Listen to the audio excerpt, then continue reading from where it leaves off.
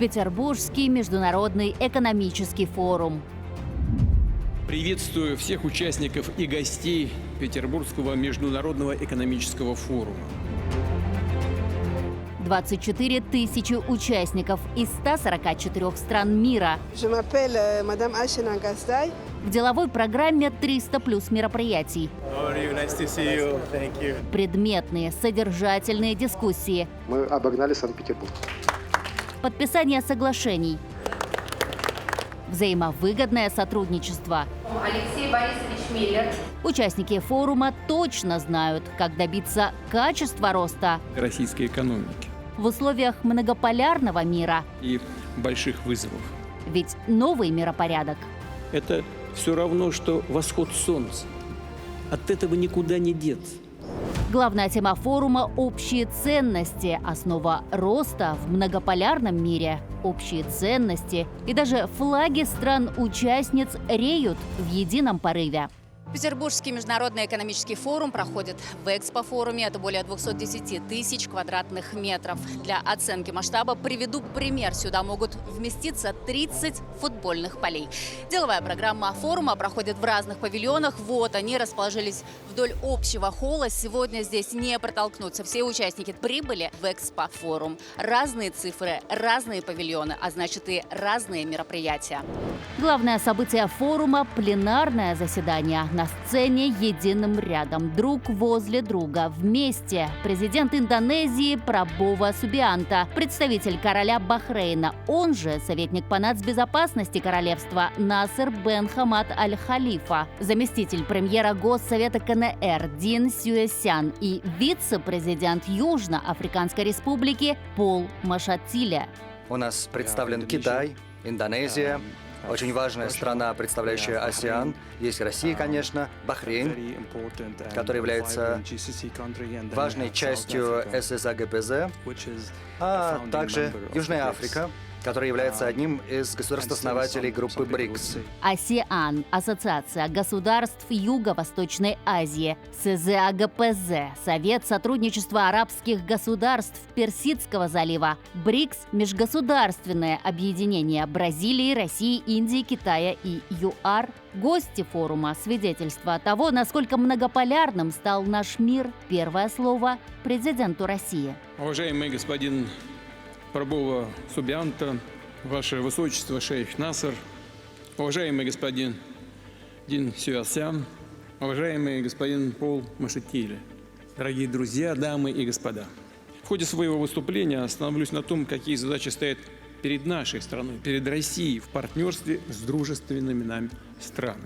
Несмотря на сложный внешний фон, ВВП России в последние 2 года прибавлял более 4% ежегодно, то есть рос темпами выше среднемировых. При этом вклад сырьевой составляющей в экономическую динамику уже не является определяющим. Хоть нефтегаз и составил по итогам 2024 года 4,9% ВВП. Это говорит о том, что Представление о российской экономике как исключительно сырьевой, зависимой от экспорта углеводородов, явно устарели. Они уходят в прошлое, реальность говорит о другом. Россия уже занимает 4-е место в мире по объему валового внутреннего продукта. В Европе 1-е. дальше больше. Важнейшая задача текущего года – обеспечить переход экономики на траекторию сбалансированного роста, а значит… Мы должны добиться умеренной инфляции и низкой безработицы.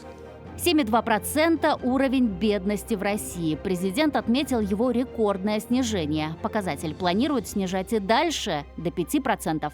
Для увеличения доходов граждан необходимо повышать квалификацию и переобучать сотрудников, чтобы у них была возможность профессионально расти. Экономика России должна стать более технологичной. Это важное направление структурных изменений. Нам предстоит в полную силу развернуть новый этап технологического развития страны.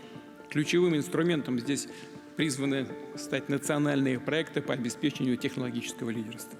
Будущее за цифрой, развитие рынка интеллектуальной собственности, рост онлайн-платформ. Даже весь транспортный контур России перейдет в цифру. Тот же путевой лист или накладная грузоперевозок – все будет оформляться онлайн, а еще цифровой рубль. Сейчас задача сделать использование цифрового рубля массовым, как среди граждан, так и предприятий, банков. Я прошу центральные банки, правительство ускорить необходимые процедуры и определить сроки перехода на новый этап технологического развития нашей финансовой сферы. Финансы и инфраструктура, реальный сектор экономики России развиваются на принципах технологичности, гибкости, быстрого ответа на внешние вызовы и изменения спроса наших граждан, да и наших зарубежных партнеров. Потому что Россия – это самая большая страна по как размеру мира, и Индия, Китай вместе как самая большая страна мира по населению. И как мы говорим, по бизнесу и по торговым отношениям, сотрудничеству между странами, конечно, где есть население, там есть большой рынок. И еще как вместе с Россией и Китаем, как мы играем очень важную роль, особенно группа БРИКС тоже. Ну, а Россия, как известно, сильна регионами, которые также проявили высокую финансовую активность на полях ПМФ. Среди них Якутия. 21 соглашение на 58 миллиардов рублей. Партнерами Якутии выступили крупные федеральные компании, субъекты России и представители иностранных государств. Тематика соглашения охватывает ключевые направления развития региона. Санкт-Петербургский экономический форум – это главный форум нашей страны. И, конечно, Якутия здесь всегда принимает самое активное участие. Это не только подписанные соглашения, но это и встречи с нашими деловыми партнерами, это встречи с новыми инвесторами. Российский фонд прямых инвестиций РФПИ станет инвестором Ленского моста. Причем фонд станет долгосрочным инвестором и будет поддерживать проект до 2040 года. Соглашение подписано. На этом подписании участвовал, кроме Кирилла Дмитриева, руководителя Российского фонда прямых инвестиций, Герман Оскарович Греф, руководитель Сбера, который еще раз выразил свою поддержку. Главный наш проект будет и дальше получать соответствующее финансовое обеспечение. Но что касается строительной, то работы все идут строго по графику. Благодаря Ленскому мосту транспортная доступность в Якутии вырастет с 21% до 87%. Это позволит сэкономить ежегодно более 8 миллиардов рублей на северном завозе. Также улучшится логистика, появится круглогодичная связь между важными регионами страны. На форуме подписали соглашение о создании в Якутии автономных энергетических комплексов. На их основе также будет происходить модернизация дизельной, мазутной и угольной генерации на изолированных и труднодоступных территориях республики. Для нас это будет означать экономию миллиардов рублей. И я считаю, что этот проект будет тиражирован на максимальное количество точек. Сейчас обсуждается 37 точек. Но в целом хочу сказать, что и другие регионы, которые имеют труднодоступные районы, территории, это Дальний Восток наш, другие субъекты Дальнего Востока, они также заинтересованы в том, чтобы у них появлялись эти энергетические комплексы. Смысл такой, что весь комплекс будет производиться и собираться на территории, потом разбираться, перевозиться и собираться непосредственно на точке. Срок строительства таким образом уменьшится с нынешних 1,5 лет до 5-6 месяцев. То есть мы, в принципе, очень быстро. Прообраз серийного энергокомплекса был построен в Эмиконе в прошлом году. У нас срок сборки этого комплекса на территории и запуска 2,5-3 месяца занял. На данный момент это рекорд. И к международным отношениям Якутии. Восток – дело тонкое. Почетной страной-гостем форума в этом году стало Королевство Бахрейн. Золотые ручки, бархатные папки, наряды в национальном стиле. Переговоры прошли за закрытыми дверями. И вот что было в переговорной. Стороны обменялись контактами и подписали соглашение о сотрудничестве.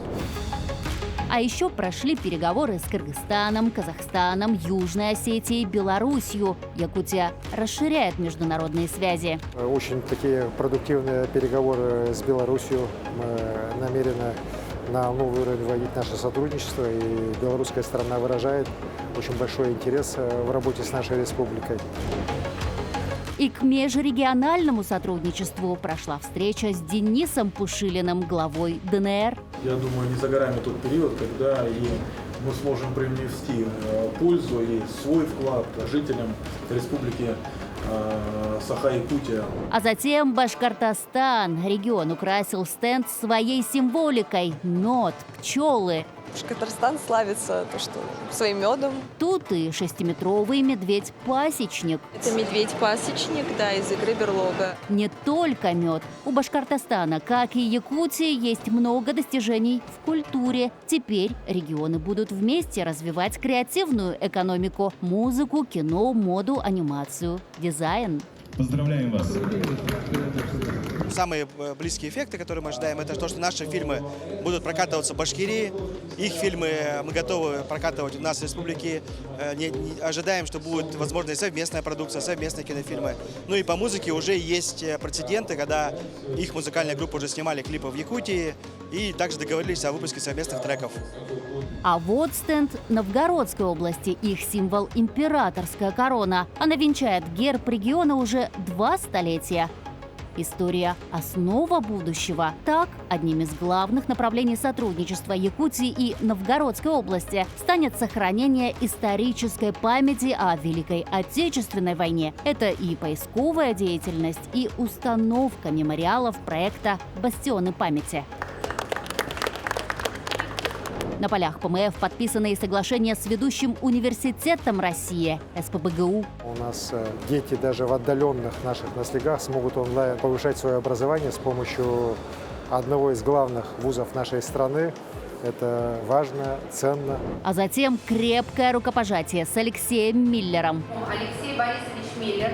Подписали соглашение о научно-техническом сотрудничестве. Соглашение о научно-техническом сотрудничестве между ПАО «Газпром» и Республикой Саха-Якутия. Это именно партнерское соглашение. Очень большая возможность для наших научных институтов, для наших научно-технических компаний решать совместно задачи. Это будет то вечная мерзлота, экологические вопросы, работа в области больших данных и цифровизации, искусственного интеллекта. Представили и итоги национального рейтинга состояния инвестклимата. Якутия в топе. Отрадно, что Якутия вошла в число регионов, подтвердивших реализацию регионального инвестиционного стандарта в высоком качестве. По направлению инженерные сети и коммуникации мы вошли в топ-5 регионов. Также Якутия вошла в топ-3 регионов наравне с Москвой по получению разрешения на строительство, сократив среднее время получения разрешения на 6 рабочих дней по сравнению с прошлым годом. Всего Якутия на Петербургском международном экономическом форуме подписала 21 соглашение на общую сумму 58 миллиардов рублей. Эта цифра на 20 миллиардов больше, чем на ПМФ прошлого года. Айсена Бурнашова, Виктор Олесов, Санкт-Петербург.